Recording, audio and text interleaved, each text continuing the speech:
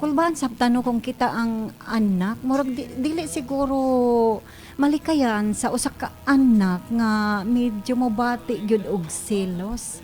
Labi na kung makita nato nga nanay lablab Naibago. yes. Nailain. Oo, nanay bago.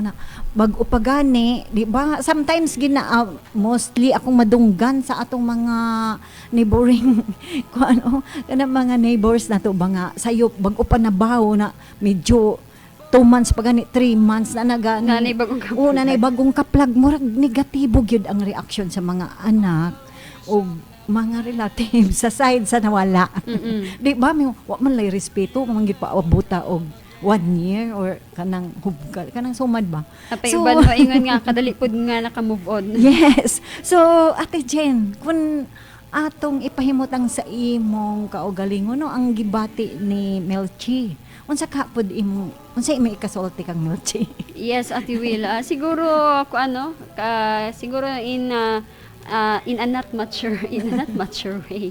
Siguro para sa if ever nga kanang wala pa kay lain man gyud Ate Will gud ang impact pag naa kay experience and makumpara na nimo sa imong kanang mindsetting sa paagi nga maghuna-huna ka sa mga certain things sa palibot nimo. During the time nga wala pa kay experience kanang murag mo survive ka sa imong kaugalingon or kinahanglan nimo magbarog. Unsay makaingon ka nga nganong mga tao nga dali raman kalimtan na nganong ang usa ka tawo dali raman mawala silang huna-huna may mapuli man dayon or something mga ingana, pero pag once naka-experience na ka o mo hit sa imong realidad nga kinahanglan gyud may mga butang nga dili nato mapungan o kinahanglan gyud nato nga dawaton. So siguro kung dinha nga part nga sa iyang kahimtang nga makaingon gyud ko pod Ate Will nga dependent pa siya sa iyang ginikanan. Bisan og naa na siya sa legal age 22 pero dito ra sa sa statement niya nga siya na lang ang walay trabaho. So medyo kampante pa siya nga dili pa siya obligado mohanap og iyang kaugalingon panginabuhian kay naa pa iyang ginikanan. Murag naanad siya ba nga under pa siya sa wings sa iyang ginikanan. So dako gyud ang impact sa iya nga nakabaton og lain nga hinigugma ang iyang amahan, especially naanay gitawag nila og plus, di ba, naanay Yes. additional kay single mother man lagi. So medyo sa iyang nga part nga medyo nasakitan siya, naapektuhan siya nga something murag kadali gyud dayon nga nakakuan unya ang feeling niya magbugat gyud ang iyang, di ba, magbugat gyud iyang buot sa babae, di gyud niya ay kasinabot, and syempre napasa ngadto sa mga anak. So nasabtan nato ang iyang ang iyang siguro tawagon tag sentimiento, pero as mo ang panahon makabalo ko kabalo ko nga anam nimo masabtan ang punto sa imong amahan og syempre ang iyang side, labi na kay sa imong nasaysay pod wala man siya hinuon magpasagad sa imo bisan pa og og kanang naa na siya lain nga pamilya bisan og naglain na sila makaprobener pagihapon siya, when in fact nga ikaw sa imong pangidaron kaya na nimo nga maningkamot og imong kaugalingon, dili na kaangay nga mo depende pa o maghulat pa sa sa ikahatag sa imong amahan. Sa pagkakaroon siguro ka ng imong pagbati nga na masabtan na nato normal na tungod kay close ka sa imong ginikanan ug nasanay ka nga dinha buo sila nga sila gyud ang imong kauban kumpara sa imong mga magulang. Wala man niya na mention Ate Will nga ni oppose pod ang iyang mga magulang, di ba? Yes, sa iyang side ang iyang side ang iyang nakuan. Kuan Ate Jen gi-share. Oo, kana man god sa giingon na nako pag once ang tawo nga mag-mature naa na siya another nga another nga side nga makitaan nga unsahay maupoy mo sa ato nga bisan pag naatay aligot-got naatay mga opposition, pag once nga kadto nga side mo kick in na sa ato mag-sink in na sa atong hunahuna unsahay makaingutan maupod siguro kita na lang sa atong kaugalingon ang mobawi po, di ba, na ay mga punto din nga na atong huna-huna og kasing-kasing murag mag feeling nato naglalis pika Yes. side sa atong utok na dapat ingani pero okay ra kay ang ingana mauni so naa din ha nga part nga time sa atong kinabuhi pag once na anatay experience og syempre open ta sa mga butang-butang siguro mo kuan no kanang mo subside or isa pa mag sink in sa ato ang kinahanglan nato nga dawaton bisan pa man og ingon pa bugat sa atong kasing-kasing bugat sa atong huna-huna pero angay gyud nato nga tubangon kung unsa na ang realidad sa pagkakaron. Yes, tinuod yun na Ate Jen, no? Pero mo, sabot lang po ta sa iya, kay medyo, kuan man siya good, kanang young guest, Yang guest siguro. duol gyud siya sa na may iyang- giingon na to Ate Jane nga, medyo dependent siguro siya kaayo sa iyang papa, or kanang nabitaw maingon nga kung anak siya, kanang na favorito, and then, pagkahitabo nga nanay naka, kung ano, nanay siya karibal, or nanay ang feeling nga, mo feel na siya jealous sa iyahang wala na sa iyang atensyon. Oo, yes, nawala, nakuha na ang attention sa iyang father sa iya. So, diri na ni singkin ang iyang pagpanilo. So, sa iyang mga pangutana, Ate Jane, atong muhatag gamay lang, light Yes, oo, lang Ate nga Will. mga explanation about sa iyang pangutana nga, naaba ko na siya pensyon sa pagkamatay siya ang mama nga 22 years old siya. So, 22 medyo years old na. Based lang sa atong nahibalaan kay mga legality, mga siya, no, mga kinahanglan ni mga legal information. Pero naatay gamay nga nahibaluan tong bahin ni ini. So, ang makadawat og survivorship pension nga mga anak, nilchi katulang nag-edad og 18 years below. Oh, so, until 18 years ra gyud ang makadawat og survivorship pension sa usa ka anak. Ang entitled lang gyud Ate Will. Yes. Until 18 years old lang sila. Oo. So, after wala na. Wala So, na kay claim. ang imo na lang yung amahan ang makaklaim, Yes, no? And then, siguro, number one nga, mga, so, siguro, ikaw gid mismo musulti o mangutana sa imong papa. Mo man siguro dautan kung mangutan na lang ta pinaagi lang sa mga pagkuan lang Ate Jean, depende sa maayong pag-approach. Yes, oo. Kay kung ni-approach ka og high tone so tubagon sab ka. Lain ang Oo, impact. lain gyud ang impact. So Oo. ipahimutang ang atong mga katuyuan, no, mga pangutana. Kay aron sa matubag tayo og insakto. Wala may dautan sa pagpangutana. So imo lang kung pangutanon o minaayo ang imong aman, pero lain ra ba Ate Jean, medyo sa ako gyung nakita nga mga negative reaction sa mga anak, murag naagi ka ng rebellion. Ang ilang mga action ba mga mga kanang negatibo, murag ang ginikanan nano medyo adunay magbaton ang ginikanan na mahadlok. Oh, inana. So ang imong ikaduha ka nga pangutana na anak ang imong amahan duha 2 years ug 3 years. Naaba sila yung madawat nga claim kung simba ko kuwaon na sa kalibutan imong amahan na bisan walay kasal ang iyang second wife wala sila kasal. Yes, kay kuan naman sila Legitimate or illegitimate. Na may atong balaod karon Melchi nga ang illegitimate ug legitimate child Even na. yes, pareho na makadawat na og mga inheritance o maka-inherit na sila sa mga kabutangan sa inyong amahan. So siguro ang ilang makuha is ang side ra sa ilang papa.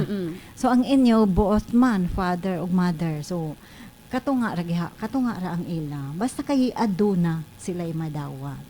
So siguro ang imong ang imong buhaton karon Melchi according to expert nga niingon diri, no, unsaon nimong pagdala or unsaon nimo pag-treat ang imong stepmom para malipay pud ang imong amahan nga murag kuan man gud Ate Jane, murag magpas-an og burden ang ilang papa kung magkuan ang ilang anak kanang adunay mga negative reactions o walay maayong pagsinabtanay between sa second wife ug sa iyahang wano iyang mga anak. So siguro siya ra siguro ang dili pa makadawat. Mhm. So ang imong mo na giingon nga kuan lang no, calm down lang ug sabta ang imong amahan. Dawata kung unsa ang naa sa kanang mo nagingon ni Ate Jen nga in reality imo lang dawaton kay wala man kakuhai sa imong katungod. Mhm. Isip anak na ara man gihapon. Wala man kagihakugan. Yes, wa man kagihakugan sa uban gani murag kaning uban ganing anak Ate Jane nga walay gikahatag sa ginikanan.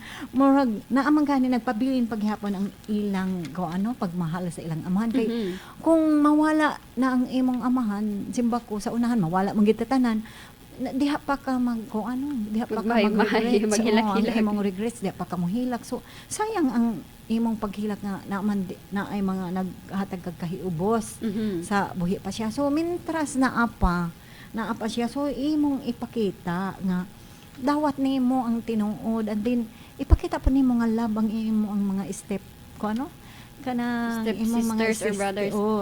step sisters or brothers so love pod sila kay medyo tinuod man ginanga na hap na manggid nimo sila so ipakita pod ninyo nga love ninyo sila kay aron malipay sab ang imong amahan siguro ang edad sa ilang parents karon mga 50 plus so pila na lang na magani kuhaon sa Ginoo nga kuan pa early pa so Mhm. wata kabalo kung kuhaon sila sa Ginoo na nagpabilin ang kahiubo sa imuha so inaana ang atong reality sa kinabuhi no nga naagi naagi mga kanang ibutang ta mga kabug-aton unta nga atong dawaton apan kita ra poy makahimo sa pagpagkaani ini. So ang maayong buhaton gid mo sa pamilya aron pag-iwas sa conflict. Conflict Ate Jane nga nga maiwasan sa ato pamilya. So number 1 gid ang communication. So wala may problema nga dili masulbad kung istoryahon lang siguro Ate Jane, di ba? Maog yun. Then ang ikaduha is understanding. So ang pagsabot no sa atong usag usa pagsabot o paghatag no og kanang importante nga ang pagdawat mo nagiingon nga kung makasabot ka sa imong isig ka tawo so imo nang madawat kung unsay tinuod. So murag easy ra nimo dawaton, gaan nimo dawaton kung nakasabot ka sa iyahang gibati. So next, number 3 is show support. Imo na lang suportahan ang imong papa. So kung di ba Ate Jean, kung mo support ta sa atong kanang mga mahal sa kinabuhi nag-need sa atong suporta, di ba malipay pod sila. Mhm. So diha nimo makita nga nalipay ang imong papa. So malipay pod ka. Kay nalipay man sila sa imong gibuhat. So mo na no ang maayo nimo buhaton Melchi. And then have God in your family o sa imong kinabuhi. Kay kung naa kay Ginoo gipasulod sa imong kasing-kasing, murag dili siguro liso dawaton Ate Jane ang mga panghitabo sa imong kinabuhi kung naa kay Ginoo. Siguro at the first kung ang time ako nang nga ura-ura da sakitan ka una po kay mga negatibo nga mga reaction apan mabawi kay murag na may guidance sa imuha nga mo feed man tong imong na bati or imong na kuan bitaw gets in nga about sa angay nimong buhaton kung naa uban nimo ang Ginoo. So giyahan ka sa sa Holy Spirit kung unsay angay nimong buhaton. Ang last, love one another. So imo man ang amahan na imong half sister, imong half brother. So imo silang pakitaan sa imong paghigugma. Bisan tuod dali buhaton, apan hinay-hinaya nato pinaagi sa pag-accept sa tinuod, mahinahinaya na pud nato pagdawat ang kamatuoran nga inana na gyud ang panghitabo sa atong kinabuhi. So maura to Melchi ang among ikahatag kanimo sa katin-awan no kung unsay angay nimo kay mo na namang gid nahitabo. So dili na pud nimo mabalik ang kinabuhi sa imong inahan. So akseptahon na lang nimo ang tinuod. Sa iya man gud Ati Will karon feeling nako muraga kalit siya nga nangapa nga nawala iyang mama o niya iyang papa nagtiner og lain. So mao na iyang gibati karon no. Why not kung dili ka makadirekta sa imong amahan, ato ka sa imong mga imong mga igsuon no. Mangutana ka sa ilang side nganong ako ra ba nganong ako ra may ni feel og ingani nganong kamo wala man para at least makakuha kag ideya sa ilaha og mga tambag pot isip mga igsuon nimo no mga mature nga mga side sa panghuna-huna sa usa ka tawo at least maanam-anam og ka-open pod ang imong ang imong huna-huna og dinha nga paagi siguro maanam-anam pod nimo og kasabot kung unsa ang panginahanglanon pa sa imong amahan. Yes, tinuod yan na nga kinahanglan nga imo pong i-share gyud ang unsa imong tinuod nga gibati kay digid kalikayan Ate Jean. Na mga negatibo nga mga reactions bisan pag kanang mga mature na apan maka-balance naman sila makakontrol sa ilang gipangbati og makasabot na so kay mature naman so na sila mga experience so masabtan na nila ang feelings ato kining napili para sa ato tanan karon ning kahaponon isip giya usab sa atong pagkinabuhi matag adlaw so nag-ingon gikan kang Shakti gawin ba ni pag-pronounce sa Ate Jean or Murag gawin siguro natin. Bisaya, Gawain. gawain. O Tagalog. Kung Tagalog, gawain. Gawain. Yes, nag-ingon diri siya. Anything in life that we don't accept will simply make trouble for us until we make peace with it.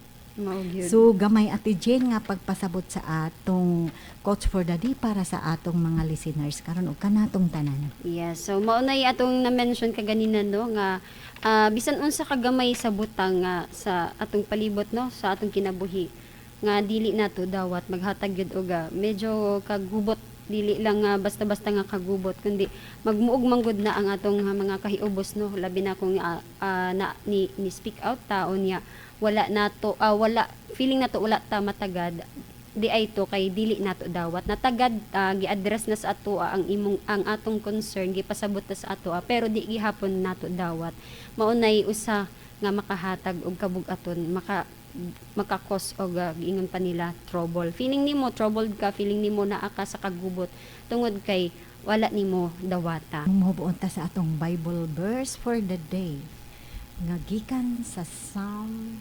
34:11. Come, ye children, hearken unto me. I will teach you the fear of the Lord. So sa ako lang gamay nga nasabtan Ate Jane, no, sa atong Bible verse for the day nga wala kuang kita mo sunod ta sa Ginoo mo duol ta niya og magpailalom ta sa iyang katinuran, no, kay siya anaa mo tudlo pinaagi sa Holy Spirit siya magagiya sa atong pagkinabuhi nga Kristohan. Ang tanan nga mga butang iyang ipasabot ka nato, no, nga pinaagi sa iyang gahom.